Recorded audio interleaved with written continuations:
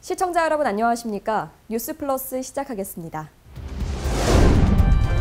일반고 일괄 전환에 대한 추계 예산 문제로 교육위원회 회의에서 공방이 이어졌습니다. HP 프린팅 코리아가 판교에 신사옥을 개소했습니다. 강릉시가 11월 1일부터 12월 15일까지 산불 방지 대책 공고를 운영합니다. 정읍시의 애국지사 박준승 기념관이 개관했습니다.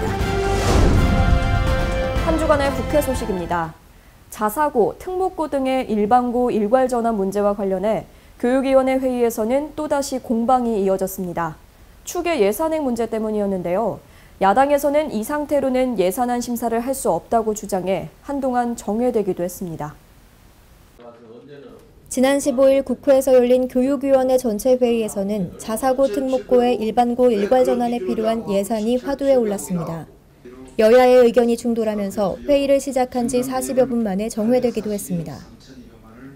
자유한국당 전희경 의원은 지난 회의에서 유은혜 장관의 답변이 혼선을 빚었던 사실을 언급하면서 명확한 산출 근거와 총 추계 예산액을 교육부에 요청했으나 추산 근거도 적혀 있지 않은 3줄짜리 답변을 받았다며 정부의 불성실한 자료를 꼬집었습니다. 같은 당 곽상도 의원 역시 정확한 예산 산출 근거를 요구했습니다. 이 자료에 관해서는 국회에 최대한 성실하게 답변해야 되는 것이 정부의 기본적인 의무 중에 하나입니다. 위원장이 이거 엄격하게 좀 주의를 주시고요.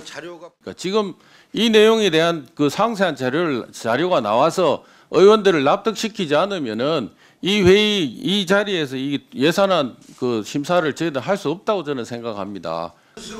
이에 유 장관은 자사고의 일반고 전환 비용과 관련해 혼선을 빚은 점을 인정하며 송구스럽다는 말을 전하고 국회 예산정책처와 교육부의 추계 비용이 달랐던 것은 기준연도와 계산 방식의 차이로 인한 것이었다고 설명했습니다. 또한 내년도에 일반고로 전환될 학교가 없고 시도교육청의 교부금으로 진행되기 때문에 국고를 투입하지 않는다는 점 등을 이유로 이날 회의에서 다룰 내년도 예산안에는 해당되지 않는다고 덧붙였습니다. 내년도에 몇 개 학교가 어느 교육청에서 전환할지는 아직 저희가 확인된 바 없기 때문에 내년 예산부터 반영되는 것은 아니라는 말씀을 다시 드리고요. 무상교육 추가 비용의 포함 여부도 도마에 오르면서 여야 간에 고성이 오가기도 했습니다. 결국 회의는 20여 분간 정회됐습니다. 지난 12일에는 더불어민주당 이원욱 의원의 출판 기념회가 있었습니다. 이번에 출간한 수소에너지 백과사전은 앞서 출간한 2권의 책의 완결편입니다. 지난 12일 국회 헌정기념관에서 이원욱 더불어민주당 원내수석 부대표의 수소에너지 백과사전 출판기념회가 열렸습니다. 이번에 출간한 책은 이 의원이 앞서 펴냈던 신재생에너지 백과사전과 미래에너지 백과사전에 이어 3부작으로 된 청소년에너지 입문서적의 완결편입니다. 이날 출판기념회를 통해 이 의원은 기후변화가 인류 전체를 위협하고 있다며 수소경제의 중요성을 강조하고 아이들에게 조금 더 좋은 지구 환경을 물려주기 위해 깊이 생각하고 돌아보는 자리가 되길 바란다고 덧붙였습니다. 정말로 수소경제라고 하는 것이 얼마큼 중요하고 이거는 이념의 문제도 아니고 다른 문제도 정말 아닙니다. 그냥 지구를 해결하기 위한 문제고 우리 아이들한테 어떻게 하면 조금 더 좋은 지구 환경을 물려줄 것인가 이 문제이기 때문에. 이인영 더불어민주당 원내대표는 축사를 통해 청소년을 위해 책을 쓴 것이 인상 깊다면서 이 의원에게 감사와 격려의 말을 전했습니다. 청소년들의 꿈을 위해 눈이 되어주겠다. 미래를 보고 우리 다음 세대를 보고 큰 걸음 하시는 분이구나 이런 생각을 다시 했습니다. 이 의원의 책 출간을 축하하기 위해 발걸음한 사람들로 행사장은 북새통을 이뤘습니다. 동료 의원들 역시 축하와 응원의 메시지를 남겼습니다. 여당의 원내 수석 부대표로서 대야 협상 그리고 우리 원내 전략을 총지하고 있는 아주 탁월한 리더십을 가진 의원입니다. 이번 하성시에서 21대 국회에 당당하게 3선 의원으로 당선되시고 21대 국회에서 20대 못한 개혁 입법들을 좀 잘 마무리해 주셨으면 하는 그런 기대와 바람이 있습니다. 이원호 의원 화이팅! 과학 쪽에 또 친환경 에너지 분야에 굉장히 탁월한 식견과 그쪽에 공부를 많이 하고 계신 걸로 제가 알고 있어서 특히 더 존경하고 제가 본받을 만한 국회의원이라고 생각을 해요. 승승장구하셔서 정말 국민들한테 정말 존경받고 진짜 칭찬받는 그런 의원님이 됐으면 좋겠습니다. 청소년에게 도움이 되는 정치인이 되겠다는 이원욱 의원의 책. 미래 세대를 위해 환경 문제를 해결하고자 하는 의지를 다지는 기회가 되길 바랍니다. 수도권 소식입니다. 지역 주민과 직장인들을 위한 동양고전과 해금의 가을 공연이 종로구청에서 열렸습니다. 지난 6일 종로구청 한우리홀에서 동양고전과 해금의 가을 공연이 진행됐습니다. 이번 공연은 2019 단종비 정순왕후 추모 문화사업 중 하나로 고전 속에서 삶의 답을 얻기 위해 마련됐는데요. 민족문화콘텐츠연구원 박재희 원장이 내 안의 흥을 깨워라라는 주제의 강의를 진행하며 고전을 통해 인생 속 질문에 대한 해답을 찾는 시간을 제공했습니다. 또한 국가무형문화재 제1호 종묘제례악 이수자인 이주연의 고품격 해금 연주가 함께해 주민들의 큰 호응을 얻었습니다.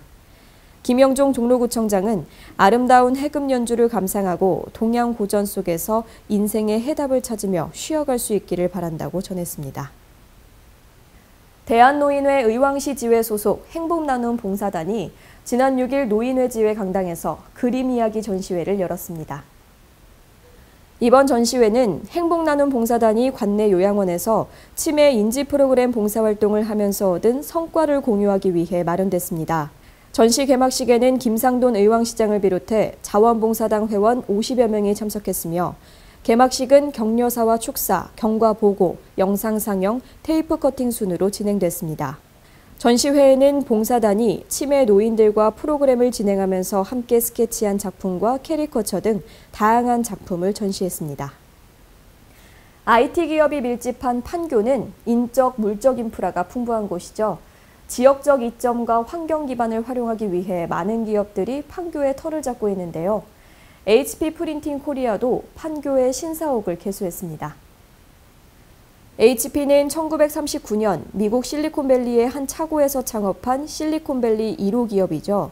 2017년 삼성전자 프린터 사업부를 임수해 HP 프린팅 코리아를 설립하고 지난 9월 백현동 알파돔 타워에 입주를 완료했습니다.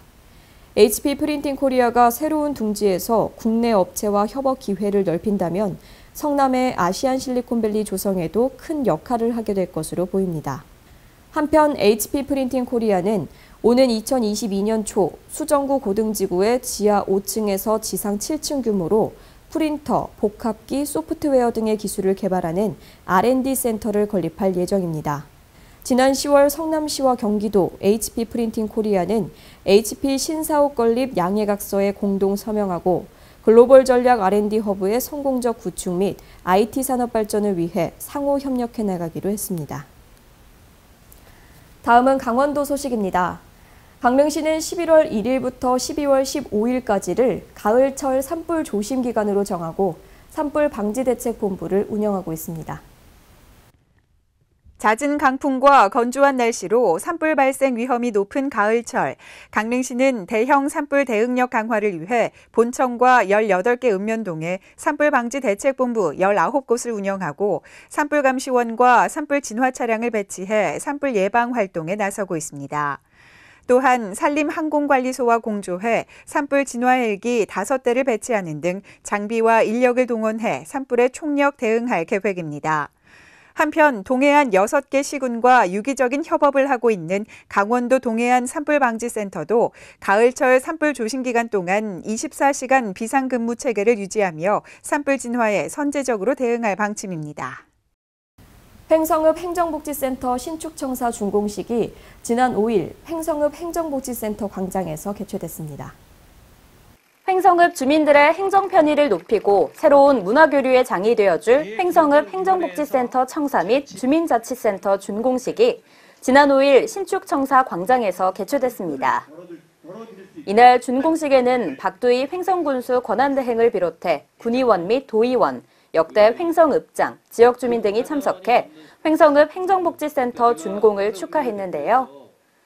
총 사업비 78억이 투입된 횡성읍 행정복지센터는 기존 읍사무소를 철거 후 지하 1층과 지상 2층 규모로 신축하고 옛 횡성군 보건소를 부분 철거 후 리모델링해 주민자치센터로 새롭게 조성했습니다. 지난번에 협소했었는데 새로 건물이 들어섰으니까 민원인들도 좀 편리하실 거고 또 주민 자치위원회가 지하에서 활동을 했었는데 이제 공간이 새로 생겼으니까 많은 활동을 부탁드립니다. 좁고 건물도 좀 낡고 또 오래돼가지고서 또 주민들의 휴식 공간이라든가 뭐 이렇게 주민자치 프로그램을 했는데 많은 지장이 있었는데 그런 게 다 해소할 것 같습니다. 횡성군은 새롭게 신축된 횡성읍 행정복지센터가 민원 서비스 편의는 물론 복합 문화복지 공간으로 활용될 것으로 기대하고 있습니다. 평창군 새마을회는 지난 4일부터 이틀간 평창읍 올림픽 전통시장에서 2019 사랑의 김장김치 담가주기 행사를 진행했습니다. 여름부터 직접 심고 가꾼 배추를 소금에 절이고 각종 양념류를 준비해 배추를 양념에 버무리고 완성된 김치를 박스에 담아 포장을 진행하는 식으로 행사가 진행됐습니다. 이렇게 정성스럽게 담근 김치는 관내 8개 취약계층 800세대에 전달해 지역사회에 훈훈한 감동을 주고 정을 나눴습니다.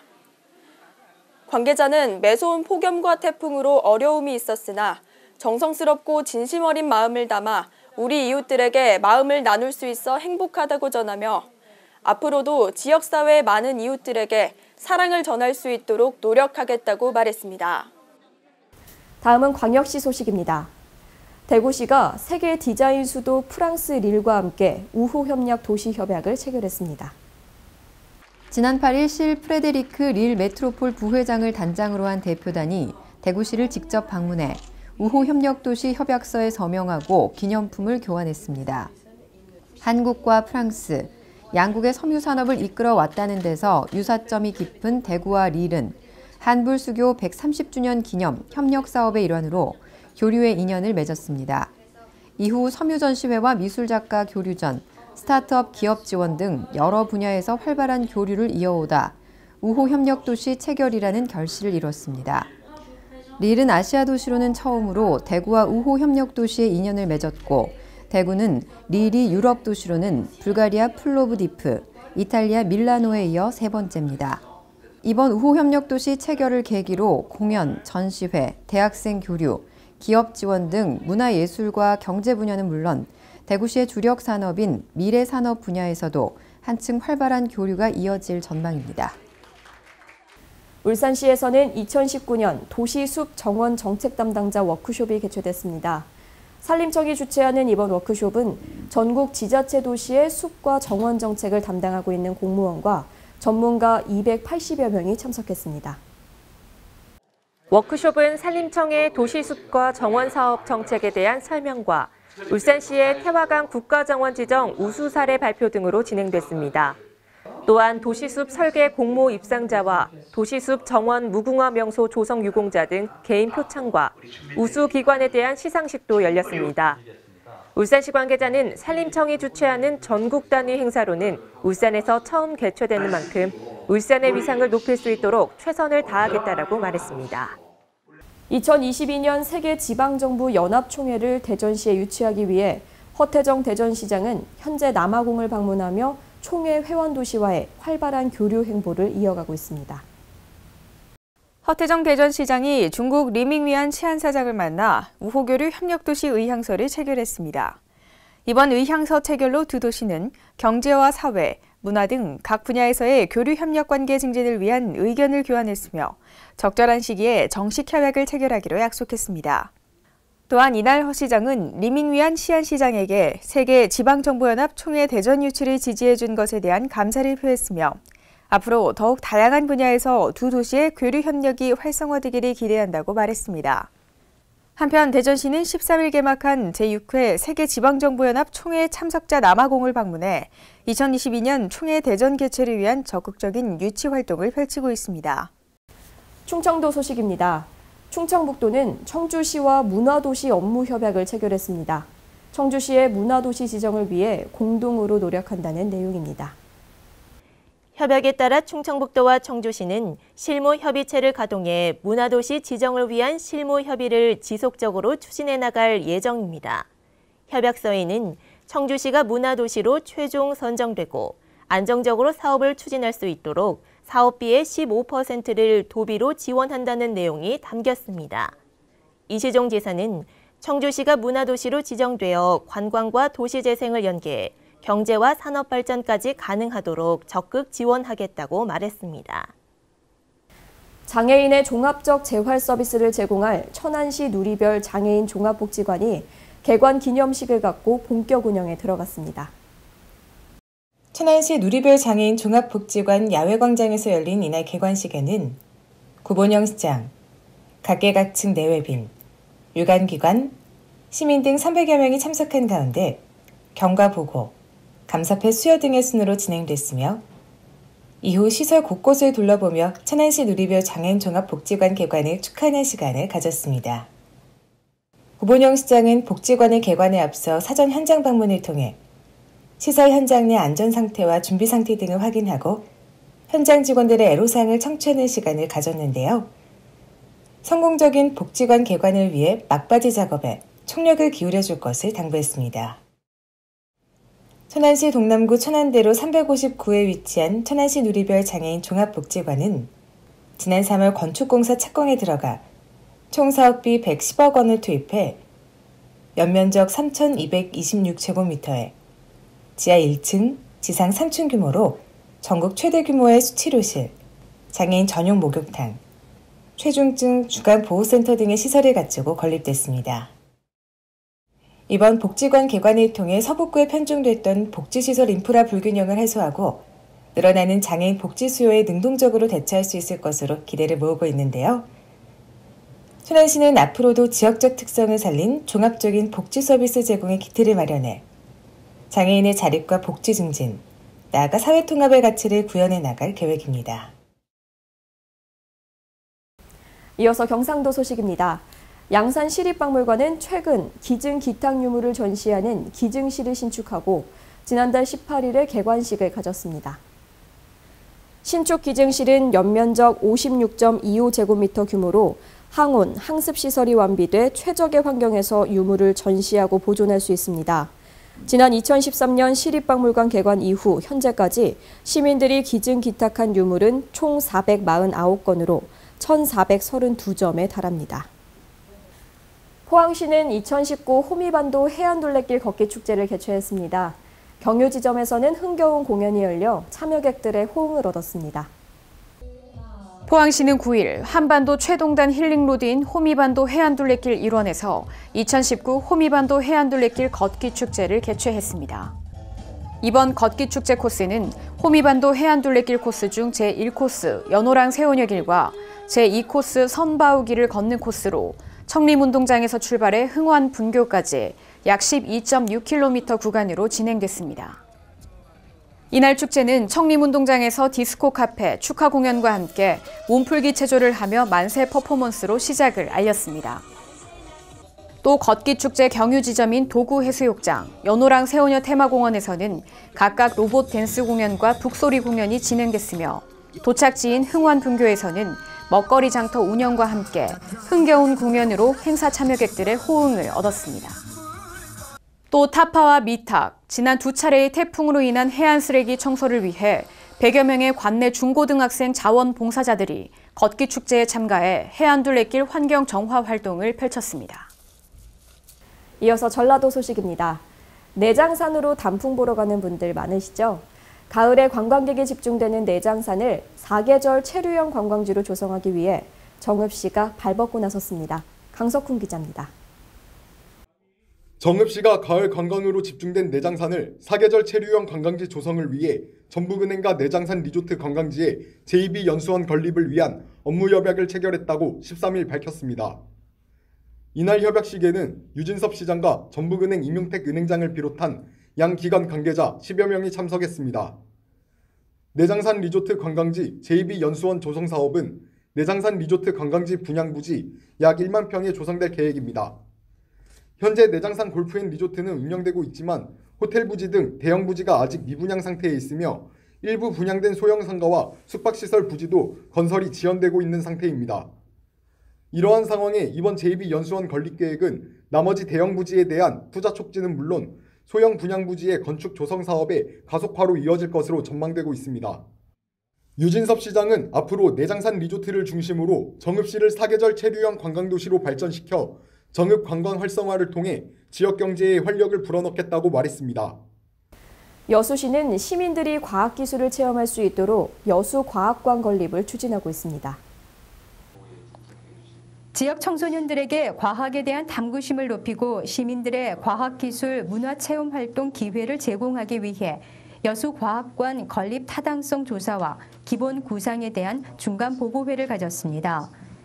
이번 중간보고회에서는 지역 여건과 현장 조사를 통해 후보 대상지의 여건과 적정성 여부를 파악했으며 도입시설과 운영 프로그램과 관련해서는 사례조사 결과를 발표했습니다. 여수과학관 건립 타당성 최종 보고회는 입지 후보지와 차별화된 콘텐츠를 보완하고 재검토해서 12월 중에 개최할 예정입니다. 3.1운동 민족 대표 33인 중 한 명인 박준승 선생. 정읍시에서는 애국지사 박준승 기념관을 개관했는데요. 개관식에 강석훈 기자가 다녀왔습니다. 전북 정읍시가 12일 사내면 평사리 일원에 3.1운동 민족대표 33인 중 한 분인 애국지사 박준승 기념관을 개관하고 기념식을 개최했습니다. 이날 개관식은 박준승 선생의 후손을 비롯해 유진섭 시장과 최낙삼 시의장, 독립유공자 유족, 시민 등 500여 명이 참석했습니다.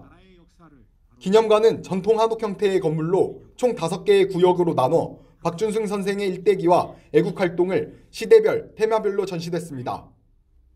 정읍시 관계자는 선생의 유품 확보 등 전시물 확충과 함께 학생들의 체험 프로그램 운영 등으로 박준승 선생 기념관을 독립운동 역사체험 공간으로 활용해 나가겠다고 방침을 전했습니다. 유진섭 시장은 기념관 개관으로 애국충절의 고장인 정읍의 위상을 높임은 물론 선열들의 숭고한 희생정신을 기리고 독립운동의 가치를 되새길 수 있는 교육의 장으로서 역할을 다할 것으로 기대한다고 말했습니다. 지금까지 전북에서 강석훈이었습니다. 안녕하세요. 플러스월드 백일홍입니다.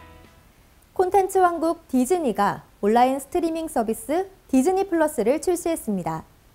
미 경제 매체인 CNBC는 13일 디즈니 플러스 가입자가 출시 첫날부터 1,000만 명을 돌파했다고 보도했는데요. 출시 첫날 접속 불량 등의 기술적인 결함이 있긴 했지만 늘어나는 가입자를 막진 못했습니다. 이날 오전 월트 디즈니의 주가는 7% 넘게 급등했고 경쟁사인 넷플릭스 주가는 3% 하락했습니다. 디즈니 플러스의 가입자가 1,000만 명을 넘은 데에는 저렴한 금액이 영향을 준 걸로 보입니다. 넷플릭스의 기본 상품이 월 12.99달러인 것에 비해 디즈니 플러스는 월 6.99달러로 이용 금액이 거의 반값입니다. 디즈니는 2024년까지 최소 6천만, 최대 9천만 명이 가입하는 걸 목표로 두고 있다면서 미국, 캐나다 외에도 호주, 뉴질랜드 등지로 서비스 지역을 확대할 계획이라고 밝혔습니다. 기후변화, 인류가 직면한 최대의 문제죠. 스웨덴 중앙은행인 릭스뱅크가 기후변화에 대응하기 위한 움직임을 시작했습니다. 환경 문제를 자산운용의 주요한 판단 근거로 삼은 건데요. 블룸버그 통신에 따르면 릭스뱅크는 현지 시각으로 13일 캐나다 엘버타주와 호주 퀸즐랜드주, 서호주에서 발행한 채권을 매각했습니다. 캐나다 엘버타주는 석유 생산지여서 온실가스 배출량이 많은 곳이고요. 호주 퀸즐랜드주는 호주 내 최대의 탄소 배출 지역입니다. 그동안 환경 문제에 소극적으로 행동한다고 비판을 받아온 릭스뱅크였는데요. 릭스뱅크의 이런 움직임이 기후변화를 해결하는 데에 보탬이 될 것으로 기대됩니다. 물의 도시 베네치아는 도시 전체가 유네스코 세계유산으로 지정돼 있는데요. 50여 년 만에 최악의 수해로 베네치아의 수많은 문화유산이 훼손될 위기에 처했습니다. 루이지 브루냐로 베네치아 시장은 베네치아가 위기에 처해 있다라고 하면서 산마르코 대성당의 심각한 피해를 언급했습니다. 베네치아의 대표적인 유산이자 관광지인 산마르코 대성당의 지하실이 물에 잠긴 건데요.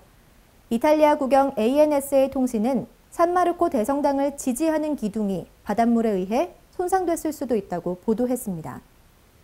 이외에도 유명한 관광지들 역시 큰 피해를 봤습니다.